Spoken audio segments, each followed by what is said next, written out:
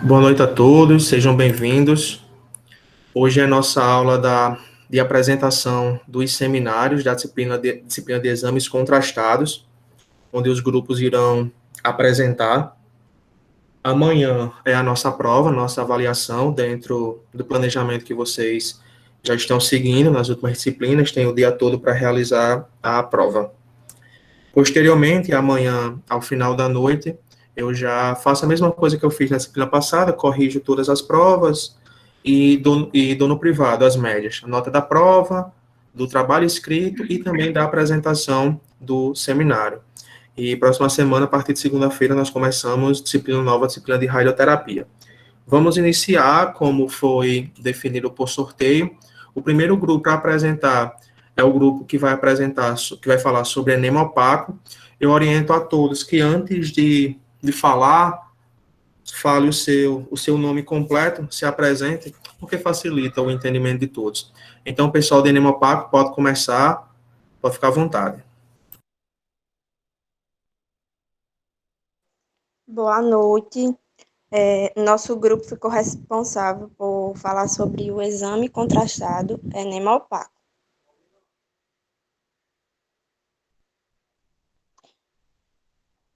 E os componentes são Ana Lúcia, Damares, Honorata Jéssica, Maria Kathleen e Vanessa Maiara. E eu, Ana Lúcia do Nascimento Silva, fiquei responsável por falar sobre o que enema opaco. Ele é um exame radiológico que utiliza raio-x e que usa o sulfato de bário como meio de contraste, tornando assim mais fácil analisar qualquer condição incomum ou patológica. Sua principal função é estudar o intestino grosso. O exame enemopaco, ele pode ser feito em adultos e crianças. E também ele pode ser dividido em dois tipos de exame. Com o enemopaco simples, que é utilizado somente um contraste, e com enema opaco duplo, que é utilizado dois contrastes, que no caso é um positivo e outro negativo, que no caso é um contraste positivo e outro negativo.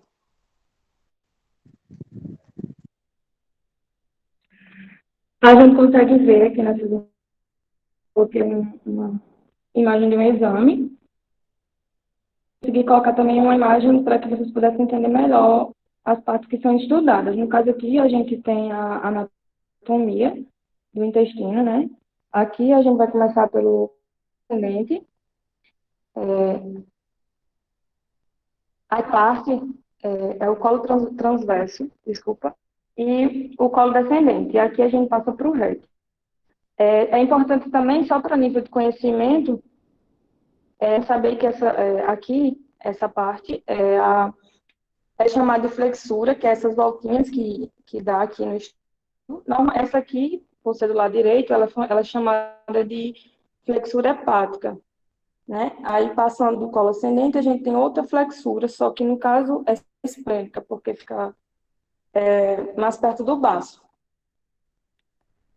Aí aqui a gente vai ter o colo descendente, o sigmoide e o reto, e o ânus, né? Eu botei só para vocês conseguirem observar mais ou menos quais áreas são estudadas, como ela vai ser destacada no exame, e só para a gente conseguir entender essa anatomia aqui. Via de administração, quem está falando é o Honorato, desculpa. Via de administração é via retal, né? Após um preparo bem rigoroso, né, do paciente, introduzido um contraste, nesse caso, orientado pelo reto, como a gente consegue ver aqui, né, através de uma sonda retal. Aqui nessa imagem, a gente consegue ver melhor, aliás, além do posicionamento, aqui é a sonda sendo inserida e a região onde o contraste ele vai.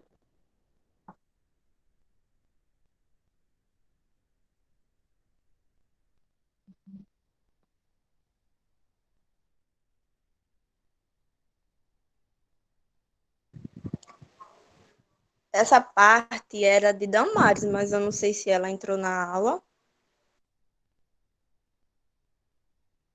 Caso Damares não esteja na aula, alguém do grupo quer falar um pouquinho sobre essa parte do preparo do paciente? O preparo do paciente, ele tem que O, fazer, ele tem que fazer uma dieta líquida, fazer uso de laxantes, como esse que está mostrando aí no slide, é, jejum de 8 a 10 horas. Quando for o caso de criança, deve estar, no mínimo, com 4 horas em jejum.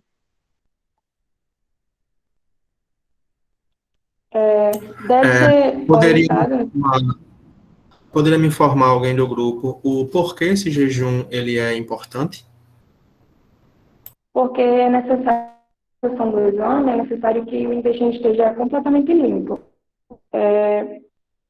O paciente deve ser orientado para que não fume cigarro ou masque chiclete durante o jejum, para não atrapalhar. Essa questão do uso de laxantes é para que seja feita justamente essa limpeza no estômago, no intestino. Então, pode ser feito por via oral, que no caso seria o uso de laxantes, mas também, se for necessário, ser feito por via retal, né?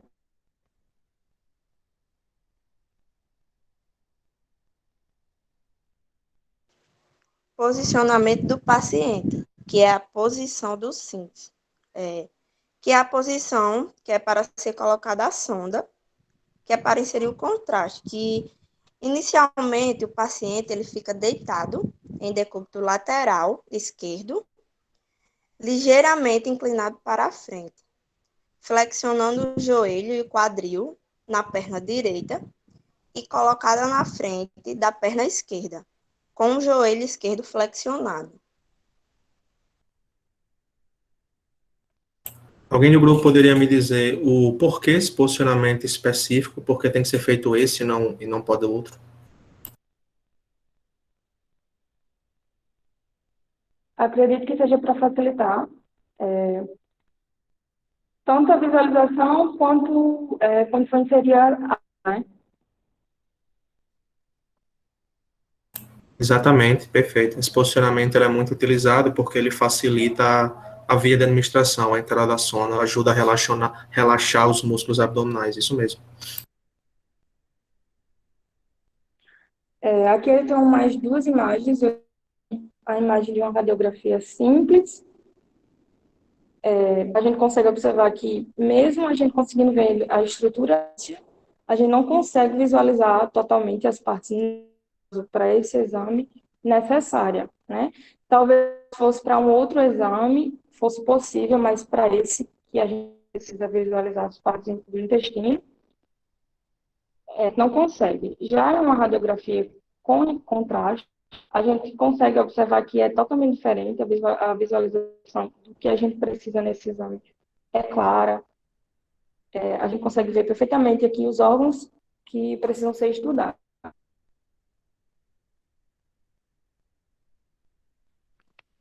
Boa noite. Meu nome é Maria Kathleen Fontes de Souza. Indicações.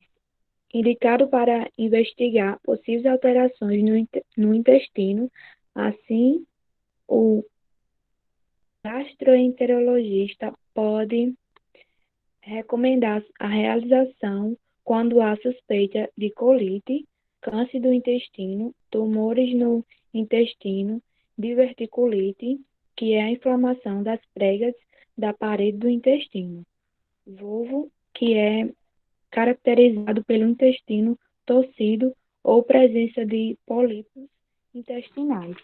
E em crianças é indicado o exame do enema opaco para megacolon, que é o aumento no tamanho do intestino grosso, diarreia crônica, prisão de ventre, fezes com sangue ou dores crônicas no abdômen. Pode passar, Jéssica.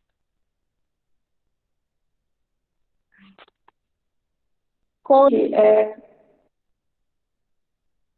uma reação inflamatória que dá no colo, né? Geralmente ela é ou é infecciosa. Contraindicações. Suspeita de perfuração de vísceras, obstrução do intestino grosso, apendicite e hipersensibilidade ao sulfato de bário. Se o paciente tiver alergia ao sulfato de bário, que é uma coisa muito rara, mas que pode acontecer, e se o paciente tiver feito alguma cirurgia ou tiver alguma perfuração no intestino grosso, né? No local onde vai ser estudado, o exame de enema opaco ele não é indicado. Catherine, ou alguém do grupo, alguém poderia me explicar o porquê o que tem a ver essa contraindicação do paciente ter passado por algum procedimento operatório na região recente, ser contraindicado? Alguém poderia explicar o motivo dessa contraindicação? Porque o sulfato de bário, eu esqueci o nomezinho agora. Ele é denso, eu não lembro agora o nome não, professor. Mas, Insolúvel, não se dissolve. aí se tiver alguma perfuração, né, pode ir para outras partes do corpo, outros órgãos. Exatamente, isso mesmo, Catherine. Como o sulfato de bário ele é insolúvel, né, ele não se dissolve, então pode acabar extravasando, saindo da região que está sendo controlada pelo exame, indo para outra, e o que pode gerar algum dano ao paciente, é isso mesmo.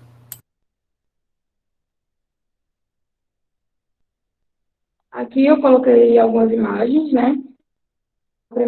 Daquele primeiro exame que a gente fez, é como se fosse de cada parte específica. Aqui a gente consegue ver o perfil, o reto, o sigmoide que eu tinha falado lá em cima, o cólon descendente. Aqui é uma radiografia do todo, no caso, né? Do todo. A flexura, o colo transverso e a flexura esplênica.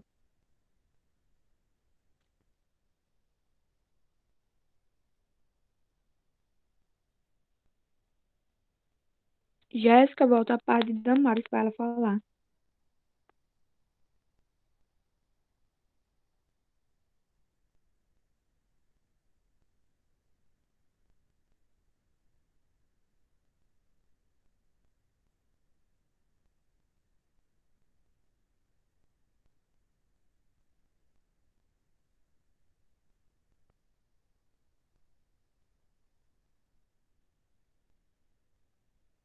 Precisa apresentar ainda a parte dela, você vai apresentar mais.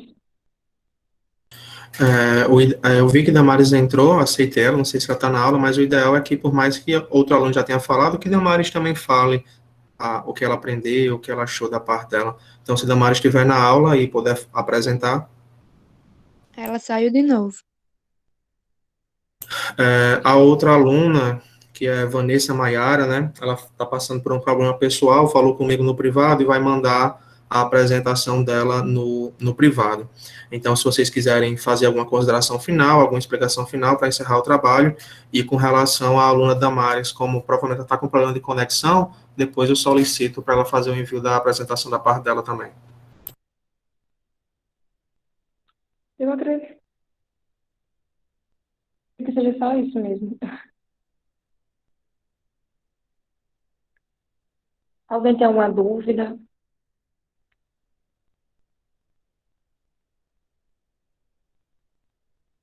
Pronto, tá certo, é isso mesmo. Parabéns pela apresentação.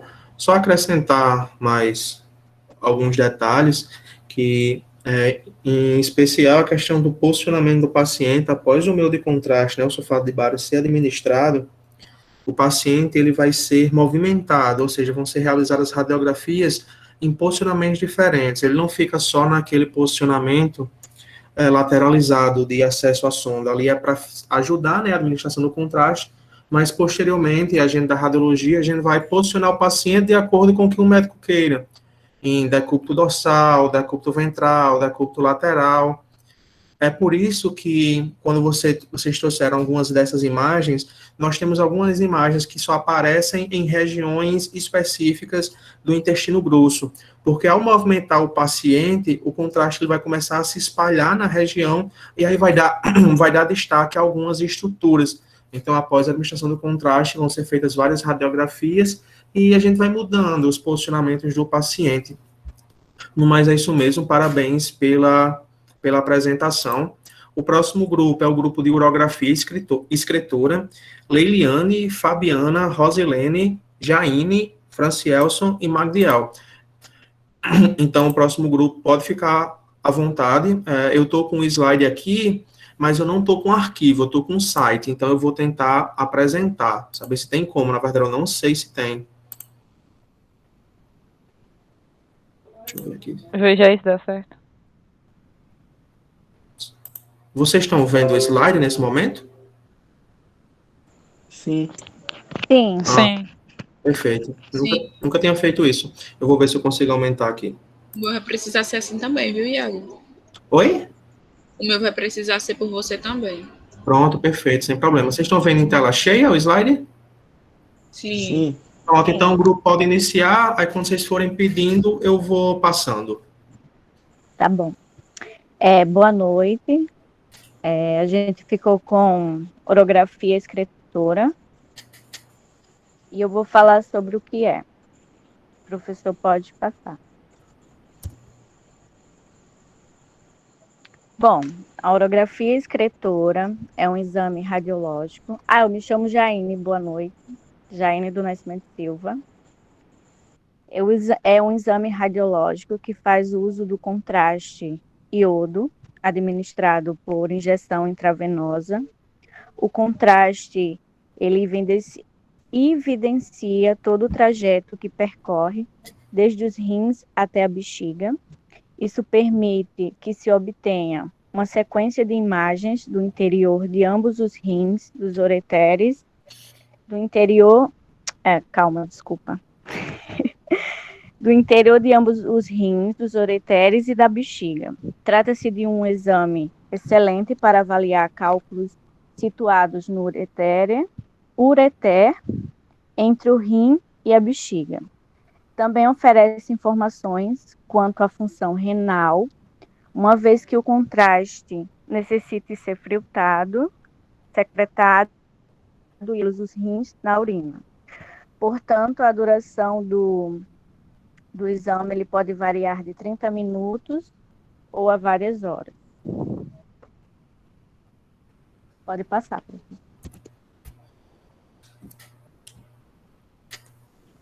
Boa noite, me chamo Leiliane e fiquei para falar um pouco como funciona o exame. O preparo para a urografia escritora deve incluir jejum de 8 horas e limpeza intestinal com laxantes orais ou enemas, de acordo com a indicação do médico.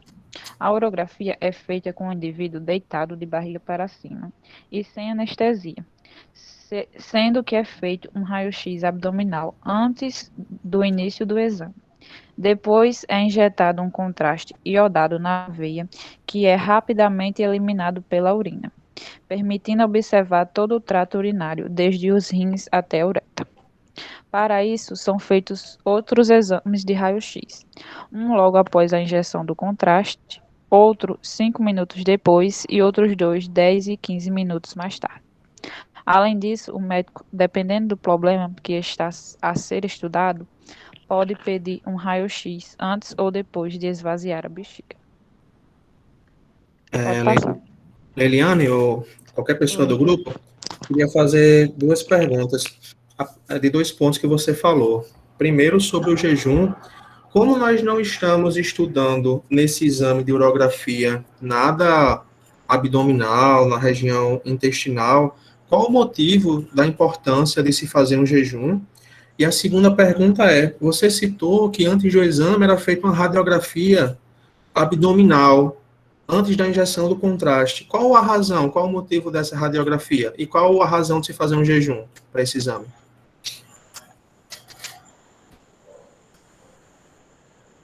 O jejum eu não vou saber dizer, mas O raio-x, se eu não me engano, é para ver primeiro como é que está o organismo do paciente e depois vai fazendo os outros exames. Igual você mostrou até num vídeo, numa aula que teve da gente. Mais alguém do grupo quer comentar sobre essas perguntas que eu fiz? Então, só para esclarecer, na urografia excretora, o jejum ele é por mais que não esteja estudando o intestino, o estômago, ele é muito importante por duas coisas. Primeiro, para se diminuir a possibilidade de reações alérgicas e também porque na região abdominal, onde passa os ureteres, onde estão presentes os rins e até mesmo lá embaixo na bexiga, estão presentes órgãos intestinais, como o próprio intestino grosso, que o grupo anterior falou. Então, se houver resíduos de gases, fezes ou resto alimentar, pode acabar atrapalhando na visualização principalmente dos ureteres, que são muito fininhos. Por isso que o jejum é importante.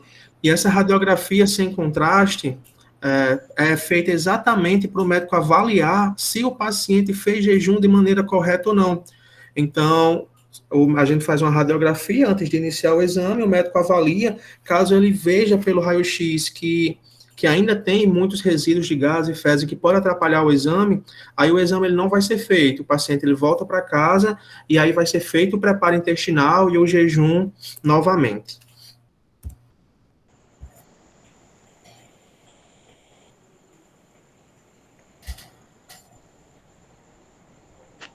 É sua vez, Nina.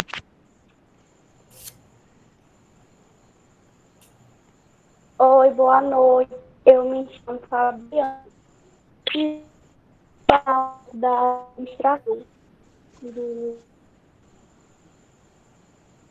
realizado com a administração endovenosa, injeção ou infusão contínua de contraste iodado, hidrossolúvel, de excreção renal, iônico ou antes de realizar antecedentes alérgicos do paciente, sendo que o tipo de contraste utilizado nesse exame pode provocar reações alérgicas. Para pacientes sem antecedentes alérgicos, pode ser utilizado o meio de contraste iodado do tipo iônico. Para pacientes com antecedentes alérgicos não específicos ao iodo, deve ser feito um preparo profilático à base de drogas, remédios antialérgicos e utilizado o contraste iodado do tipo não iônico. Pode passar. Só uma pergunta.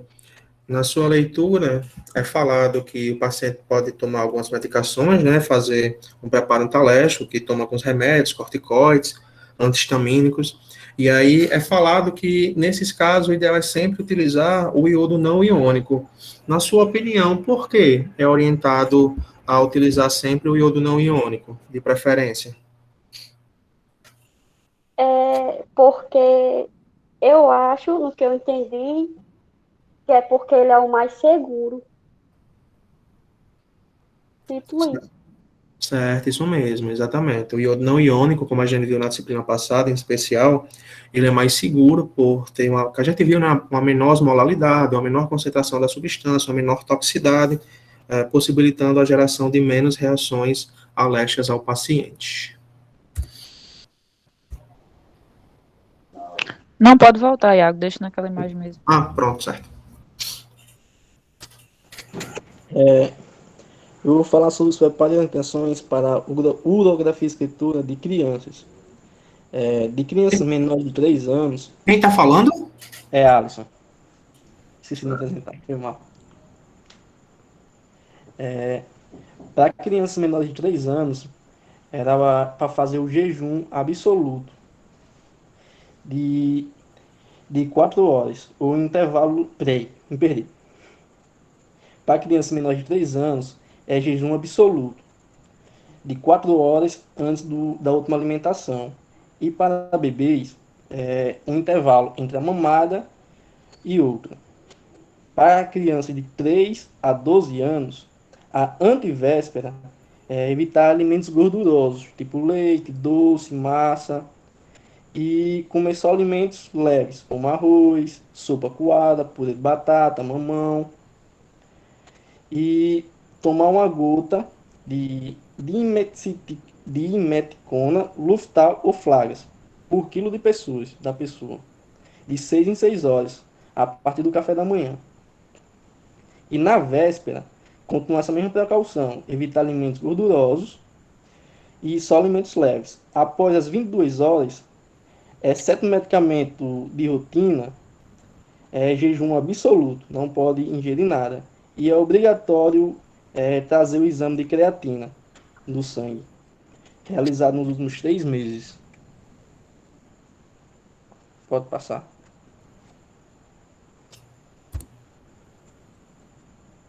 Boa noite, me chamo Rosilene Lário e vou falar sobre indicações e contraindicações da urografia escritora. As principais indicações é aumento da massa abdominal, pacientes que possuem cálculos renais, que também é conhecido como pedra no rim, pacientes com traumatismo renal, dor no flanco, que é uma dor que inicia-se sempre na região abaixo da costela no momento da realização de algum exercício. Hematúria, que também é a eliminação anormal de células do sangue da urina, seja pelos rins ou por outras partes do trato urinário. Pacientes com hipertensão renal, com infecções do trato urinário, pacientes com nefroptose, que é uma condição na qual o rim ele se desloca de sua posição normal quando uma pessoa está deitada, de lado ou em pé. Esse movimento é anormal. É difícil isso aparecer em alguma pessoa. Pacientes com câncer de bexiga. E agora eu vou falar sobre contraindicações. Pacientes que possuem asma não podem fazer. Pacientes que tenham reações alérgicas a todo e qualquer produto que tenha iodo. Pacientes com anúria, ausência de excreção de urina. Doença renal. Pacientes com insuficiência renal. A insuficiência renal é quando os rins não funcionam de maneira correta. Nesse caso, ele não tem como filtrar o iodo, né? Aí ele vai permanecer mais tempo no organismo, pode causar danos.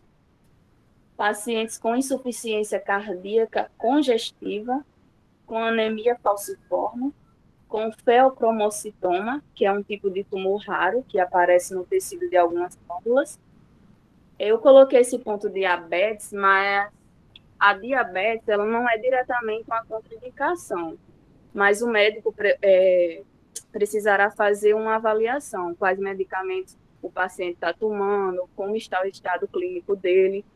Este cuidado também terá que ter com pacientes que tenham hipertensão e com outras comorbidades, já que vai ser ingerido uma substância química, né, e pode causar danos. Diabéticos que tomam glucofage e metformina, esse medicamento terá que ser interrompido 48 horas antes do exame, para poder fazer a urografia escritora. Pronto. Exatamente, isso mesmo. Só uma observação que serve para todos os grupos nessa parte de contraindicação. Quando a gente trata de contraindicação, é algo muito, muito impreciso, porque tudo depende de uma avaliação médica. Então, por mais que a gente veja alguns pontos que possam ser contraindicados, de qualquer forma, o médico ele tem que fazer uma avaliação específica daquele paciente. Como a gente viu outra colega falando, existe a opção de se fazer um preparo antialérgico com medicações para diminuir essa possibilidade. Então, essa avaliação de custo-benefício, né, que é o custo da importância do exame, o benefício que o exame pode fazer e também o risco que existe, é o médico que faz essa avaliação. Claro que existem as contraindicações, mas tudo vai depender muito da análise clínica em cima da individualidade de cada paciente.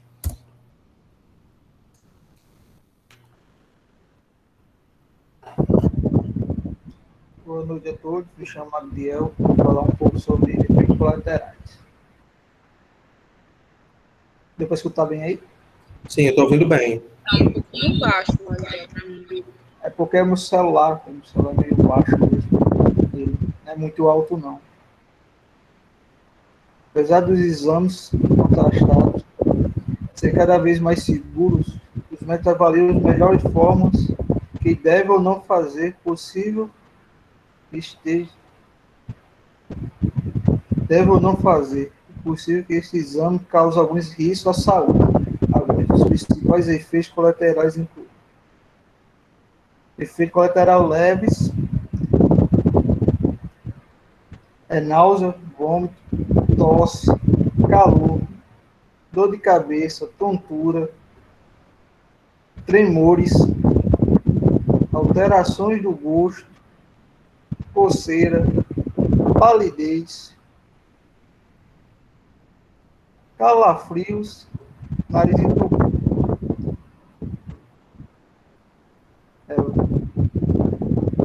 Efeitos colaterais moderados.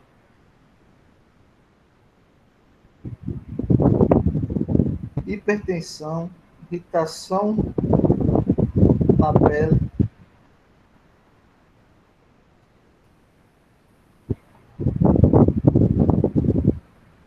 chiados,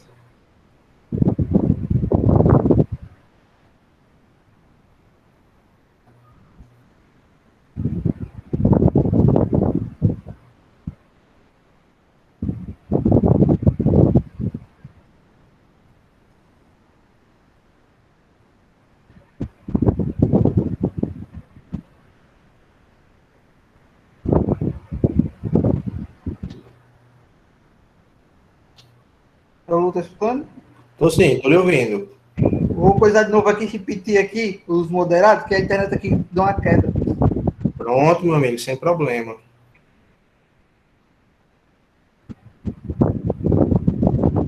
Modicidade moderada. Sistemas, ataque cardíaco, hipertensão, arritmia, difusor ou generalizado, desconforto respiratório, broncoespasmo, chiados, e tem o que é os graves. Parada cardiorrespiratória, confusões, hipotensão acentuada, arritmia com manifestações clínicas. Esse é os, quando eu digo assim, efeitos colaterais graves. Também.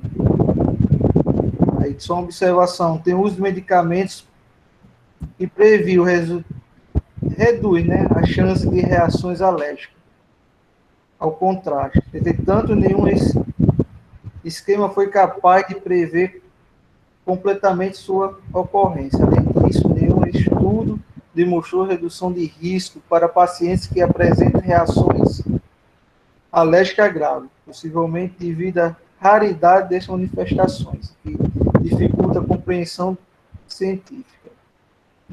Pode passar, pessoal.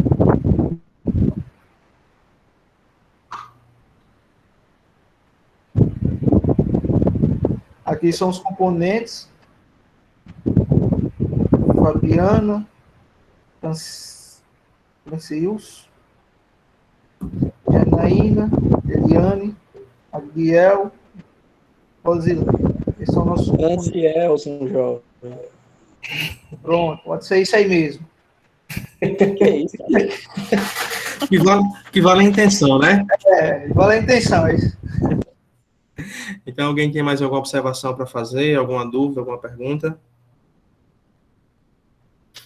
Então, só fazer aqui uma observação rapidinho antes da gente finalizar. Assim como no enemopaco, na orografia escritora também é cheio de passo a passo, né? O pessoal aí falou rapidamente, a gente viu numa imagem, que faz a radiografia sem contraste para conferir se o paciente fez o jejum, do mesmo jeito do enemopaco, e depois fazem-se radiografias seriadas, né? A gente vê 5 minutos depois, 10, 15, enche bexiga, esvazia bexiga, e como eu expliquei na aula, isso serve para deixar o exame e o estudo ainda mais amplo, Então, quando se fazem radiografias seriadas, 5 minutos depois, 10 minutos depois, é para o médico conseguir estudar para saber se os rins estão captando bem o meio de contraste, a substância, e se os dois rins estão captando. Essa imagem aqui mostra bem, na imagem com 5 minutos, a gente consegue ver na região esquerda um pouquinho mais do formato do que na região direita. Aí já posteriormente, 10 minutos depois, a gente já vê que já há uma deformação anatômica no rim direito do paciente. Nessa segunda imagem, a gente consegue ver que o rim direito do paciente ele aparece e o esquerdo sequer aparece. Já nessa última imagem, a gente vê uma deformação, os rins muito mais largos, a bexiga também. Nessa primeira imagem, a gente já vê a bexiga um pouco mais vazia, nessa outra um pouco mais cheia, mas também com a deformidade anatômica. Então, essa questão de fazer várias radiografias em vários tempos diferentes, e também esse ponto com a bexiga cheia e com a bexiga vazia, é exatamente para aumentar a amplitude do estudo, o médico saber se os dois rins estão captando igual, se estão filtrando igual, se os uretérios estão trabalhando igual. Então, isso deixa o exame bem mais complexo. Então, parabéns pela apresentação. O terceiro grupo é o que vai falar sobre a histerosalpingografia. É formado por Aldine, Aline, Nayara, Raíla e Brenda. Eu vou fazer a apresentação também, a apresentação do slide deles aqui. Só um instantinho.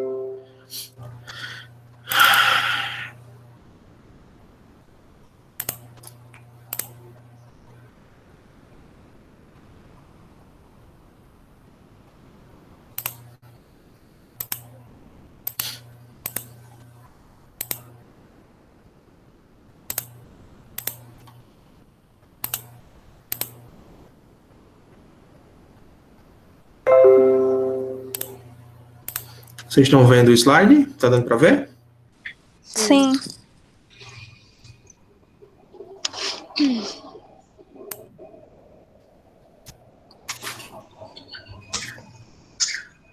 Pode iniciar. Boa noite, me chamo Aldine e hoje a gente vai falar um pouquinho sobre a histerosalpingografia. Pode passar para o terceiro slide.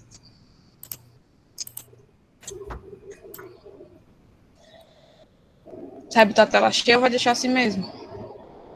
Bom, desculpe. Ficou cheia? Ficou a tela cheia aí? Ainda não. Não? Não, então deixa. Para mim aqui tá. Vou iniciar. A histerosalpingografia, também conhecido por HSG, é um exame de imagem ginecológico que utiliza o meio de contraste de iodo. Tem o objetivo de estudar todo o sistema reprodutor feminino, permitindo uma avaliação do trajeto percorrido pelo espermatozoide até a trompa de Falópio, que é onde ocorre a fertilização do óvulo. Assim, podendo identificar qualquer tipo de normalidade que o acometa. O procedimento é invasivo e geralmente dura em torno de 30 a 40 minutos, podendo ser com ou sem sedação, dependendo da indicação clínica. A vaginose, que é uma condição vaginal, que tem o canal vaginal e o canal do útero bem menor que o normal, é uma indicação clínica para sedação. Mas, independente disso, a sedação ainda tenta ser evitada porque pode dar algumas alterações e anomalias no exame. Pode passar. Só uma observação, não só desse para os exames, como vocês já devem ter percebido, os exames contrastados eles são bem demorados, né? 30, 40 minutos, 1 hora. Mas é importante deixar claro que quando a gente fala de 30, 40 minutos, 1 hora, não é tempo de irradiação do paciente, sim do procedimento inteiro, desde a chegada do paciente, posicionamento, anamnese, realização do exame e tudo mais. Por isso que os exames eles são bem demorados. Como é feito o exame? A mulher é colocada em posição ginecológica, em sala adequada, com equipamento de raio-x. Começa com a exposição do colo do útero e desinfecção do local. Dependendo do material usado para instilar o contraste, poderá ser usada uma cânula metálica ou catéter plástico descartável e, frequentemente, uma pinça no colo do útero, para ajudar a expor o útero e melhorar a qualidade das imagens. A cânula é introduzida através do colo do útero para permitir a passagem do contraste, que deve se espalhar pela cavidade uterina e as trompas. Se as trompas estiverem desobstruídas, o contraste cai, entre aspas, passa pela cavidade abdominal, sendo isso a prova da permeabilidade tubar. Quer dizer que está tudo bem com a passagem, está tudo permeável. Durante a injeção do contraste, realiza-se radiografias da pelve que mostrarão a progressão do contraste e, pelas imagens geradas pelo contraste, é possível avaliar o útero por dentro e a situação das trompas. Pode passar. A esterossalpingografia dói? Esse estudo pode ser doloroso. É recomendável tomar um analgésico antes do exame, por exemplo, um ibuprofeno de 1 a 2 horas antes. O maior problema desta dor é que é difícil de identificar e assusta. E o medo pode piorar a experiência da dor. Apesar da percepção da dor variar muito entre mulheres, todas sentem pelo menos algum desconforto ou dor surda no fundo da barriga durante o exame. Trata-se da dor causada pela dilatação do útero e trompas, pela solução contrastada, que habitualmente passa rapidamente, já que o exame é rápido. Essa fase é, por norma, completada em menos de 40 segundos. Com contraste em temperatura ideal de 37 graus, ajuda a diminuir o desconforto. A dor pode variar mediante o tipo de contraste utilizado. Os contrastes à base aquosas não iônicos causam habitualmente menos dor, entre outras vantagens, como a menor probabilidade de ter reações alérgicas. Patologias como endometriose e obstrução podem levar a um aumento do desconforto sentido. São raríssimos os casos de sintomas após o exame. Sangramento de escape é recorrente, junto com cólicas abdominais. Se a paciente perceber febre ou dor intensa, deve procurar auxílio médico imediato para diagnóstico precoce de possíveis complicações como infecções ginecológicas.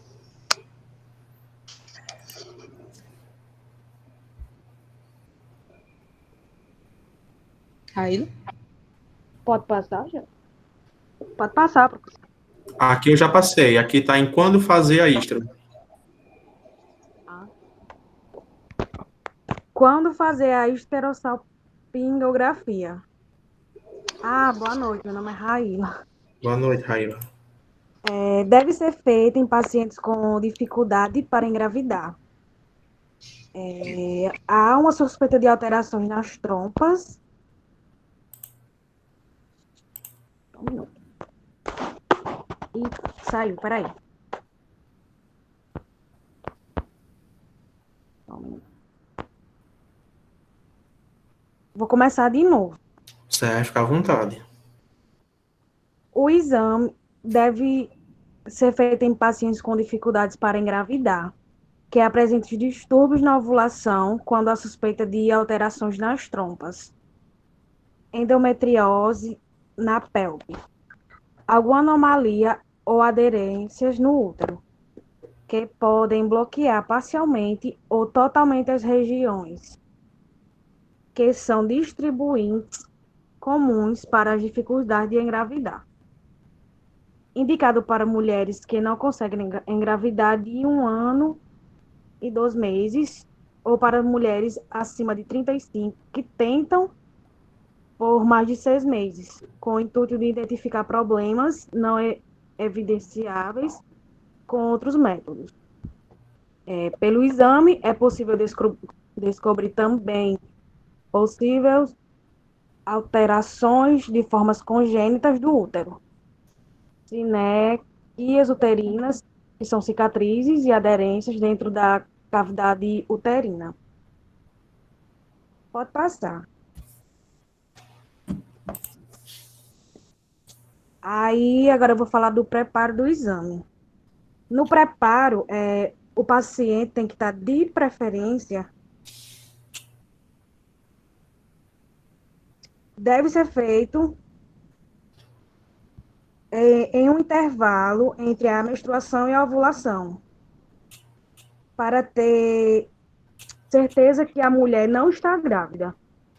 Na noite anterior, o paciente deve tomar um laxante, que é para esvaziar o intestino, para o útero e as estruturas possam ser visualizadas mais claramente.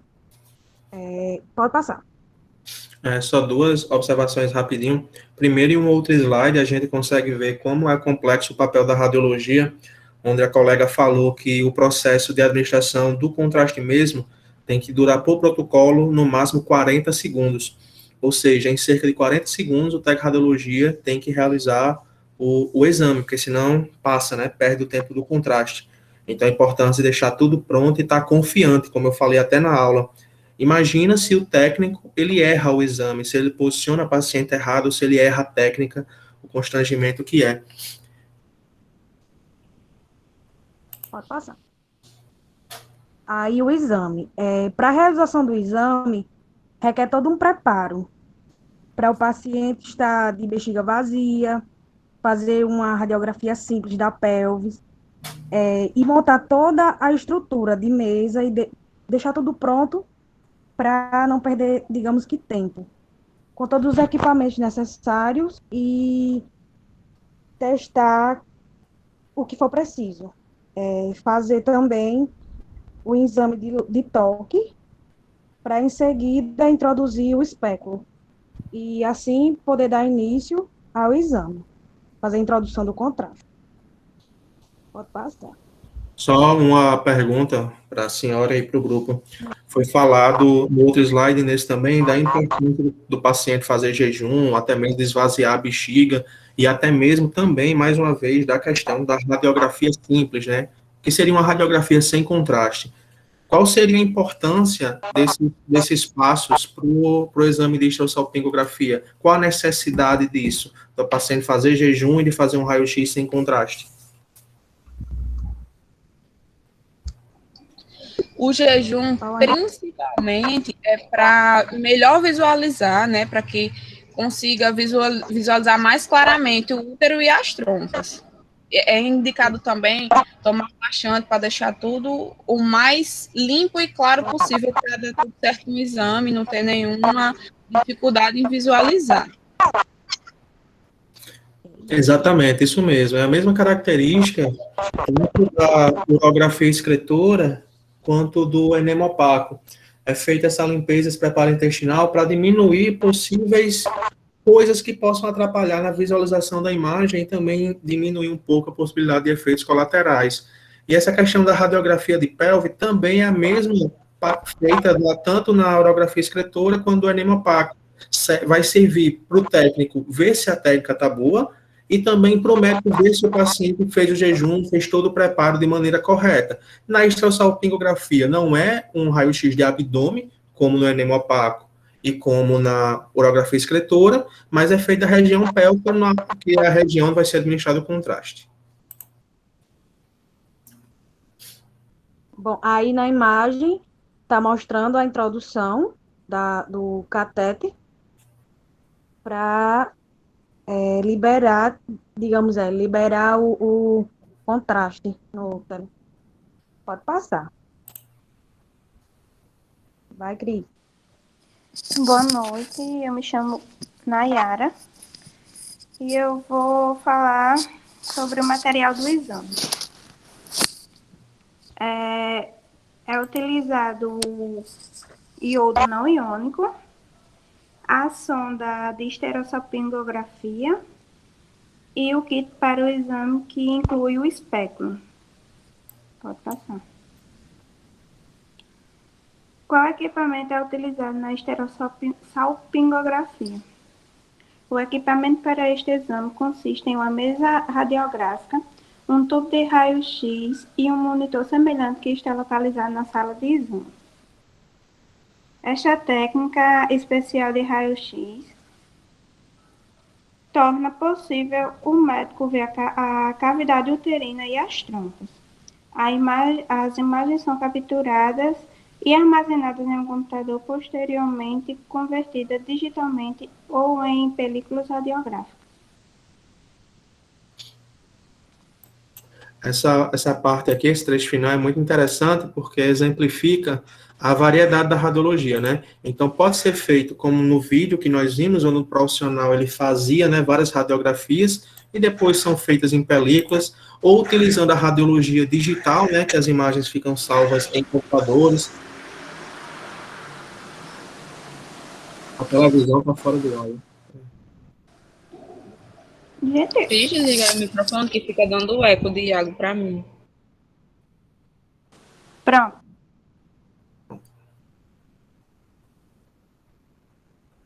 Pronto, parte da conclusão aqui. Tá, calma. O exame citado tem sido muito utilizado em meios de pesquisas sobre as causas de infertilidade.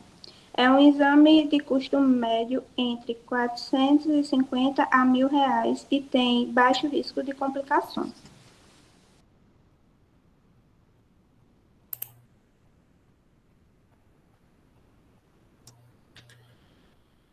Menina, só uma dúvida. Eu senti falta de alguns componentes desse grupo. Aconteceu alguma coisa? Porque até mim não falaram nada.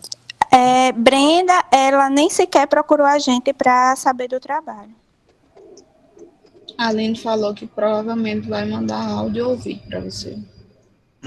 Perfeito. Alguma pergunta? Alguma pergunta, alguma observação de algum aluno? Pode fechar? Qualquer coisa.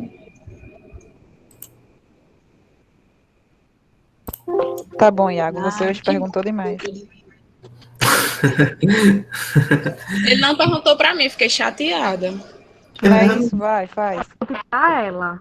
Eu não sei nem quem falou. Pode perguntar ao Dini, ela tá doida para responder. Não tô doida para responder, não, mas eu senti falta. Todo mundo ele perguntou e o meu parece que Amiga, você tá doida para responder, assuma. Aldine, vamos fazer o seguinte. Você vai fazer uma síntese de 10 laudas para mim por escrito e vai me enviar. Não comece não, viu, Iago? Gosto de brincadeira. Você reclamou, tá aí, toma. Na verdade, quando eu pergunto, eu não sei nem o que eu estou perguntando. É só mesmo quando aparece o que eu imagino que possa gerar uma dúvida, alguma observação. Mas então, pessoal, queria parabenizar. Na minha opinião, a apresentação de vocês hoje foi bem melhor do que o do trabalho. Menino, eu tô suando. Gostei muito, vocês estão melhorando bastante. E só para deixar vocês relaxados, na próxima disciplina não vai ter seminário, vai ter uma coisa muito. Amém, Senhor. Deus ouviu minhas preces. Mas vai ser Glória a Deus. Muito, muito melhor do que um seminário, muito melhor. Não venha não, viu?